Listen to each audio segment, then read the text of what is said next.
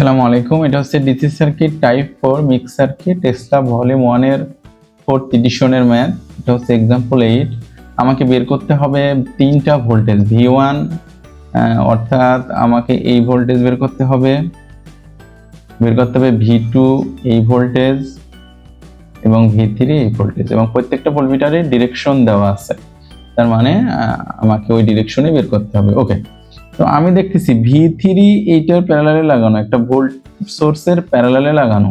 তাহলে কেবলমাত্র একটা ভোল্টেজ সোর্সের প্যারালালে লাগানো যদি কোনো ভোল্টমিটার থাকে, তাহলে সেটা ভোল্টেজ সোর্সের রেজাল্টই পাঠ দিবে। অর্থাৎ আমরা এখান থেকে বলতে পারি V3 সমান এই পাঠ, অর্থাৎ 10 ভোল্ট। তাহলে এটা হচ্ছে আমার একটা উত্তর। আর কি হতে পারে? এবার আমি কেভিএল ইউজ করি, তো আমি এই লুপটা যদি ব্যবহার করি, দেখি কেবলমাত্র এই একটা আননোন মান V1, এই লুপটাই কেবলমাত্র একটা আননোন মান V1। তাহলে কি? তাহলে আমি যদি এই লুপটা নেই শুরু করি, তাহলে -24 প্লাস V1 প্লাস 10 প্লাস 12 সমান 0। তাহলে আমার লুপ কমপ্লিট হয়ে গেল।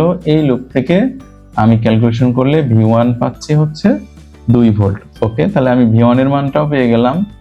এখন আমি কি V2 নির্ণয় করবো। তো V2 নির্ণয় করে যে কোনো লুপ, আমি যেহেতু সব লুপের মানে জানা, আমি এই লুপটা ইউজ করি, বা হচ্ছে পারে হ্যাঁ এই লুপটা ইউজ করা যেতে পারে। তাহলে -24 প্লাস V1 মাইনাস V2 সমান 0। তাহলে এটা ক্যালকুলেশন করলে হয় V2 এর মান -22 ভোল্টেজ। তো এটা কিভাবে ক্যালকুলেশন হয় এটা আমরা একটু দেখাই।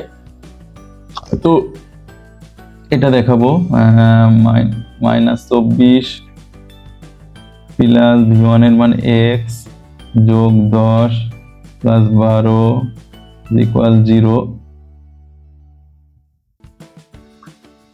একটু মিস্টেক হয়েছে ওটাতে। -24 plus x plus 10 plus 12 equal 0। Shift solve সমান, তাহলে আমার V1 এর মান আসে 2 ভোল্ট। আর একটা আছে এটা। তাহলে এটা ক্যালকুলেশন কিভাবে হয়েছে সেটা দেখাই। -24 plus 2 plus x is equal 0। Shift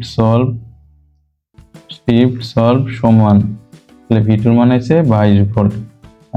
আচ্ছা, এখানে একটা বিষয় বলে রাখি, আমার V2 এর